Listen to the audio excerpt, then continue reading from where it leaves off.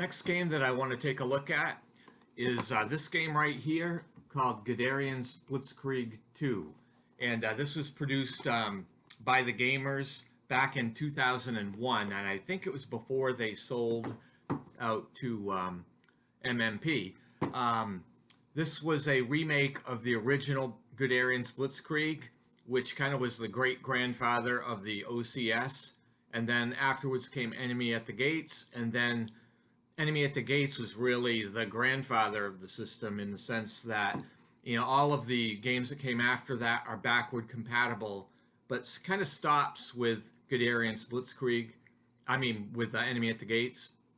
So, this is not going to be a long look, I don't think, because this game is fairly involved, but I'm going to just go through a scenario, one of the smaller scenarios, which is called Drive on Bryansk. And this is the basically the opening moves, October, I think it's October 1st, for the 2nd Panzer Group to capture Bryansk as well as Orel. And doesn't have a lot in it. It's a one-map scenario, so that's good. The setup time doesn't take that long, so that's another good thing.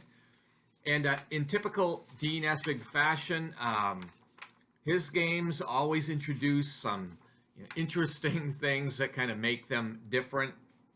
This one has a mechanism called tree bark soup. And so when the Germans are out of supply and they happen to be in woods, they can deploy one of these markers and it will supply a specified number of units that are cut off. And it will prevent them from going into attrition. The caveat, though, is once you use the marker, it gets turned over to the other player and they'll be able to use it.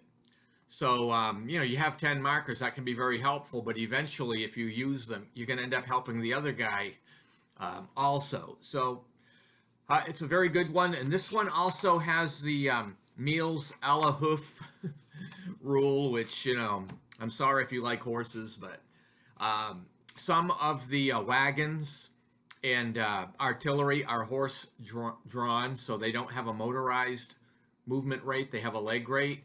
And, if you want to sacrifice the artillery, you can eat the horses. So that will give you, subsistence supply. So that's kind of a cool little thing they put in here. There's also rules in this one for frostbite during freeze temperatures, as well as frozen engines, particularly for the Panzers. So that's kind of a neat rule. There are other things too. And the thing to know about with the OCS, the order of battle is always kind of unique. It's nuanced. So in some hands, sure, a German infantry division, they're all pretty much cookie cutter. They're going to be 20 strength points, action rating of 4, 3 movement points. There are a few divergences from that with some very specific divisions, but for the most part, they're standard. But when you get to the motorized divisions and the Panzer divisions, which have all individual units that make up, those individual units are not always the same. So some elite unit that has all the money going into it, they might all be rated 5 action rating points, and they might even have an extra, Panzer battalion in it. And other ones will be short that Panzer battalion, and then they have units that are rated 4 action rating and things like that. So the diversity is always something that Dean put into the game, so you don't have that cookie cutter effect. So anyway, we'll take a little bit of a look at this game, and I'm not sure how much of it I'll play out, but should be fun. So here's an example in the picture here, right on the German line. You can see the 1st Cavalry Division. It's gray with the yellow stripes, but you can see there's a bicycle unit there, the 1st Bicycle Battalion. So it's very interesting that there are units like this sprinkled throughout the game on both sides, and this is fairly consistent with all of OCS games. Anyway, we'll take a little bit of a look here at what the objectives are. This game is a little bit different because it's a small scenario, and the Germans will win if they capture Orel and Matensk, which you can see in the picture here. And they're quite a ways in the backfield. However, there's not a lot blocking the way to get to them. And then the other city that is needed is Bryansk.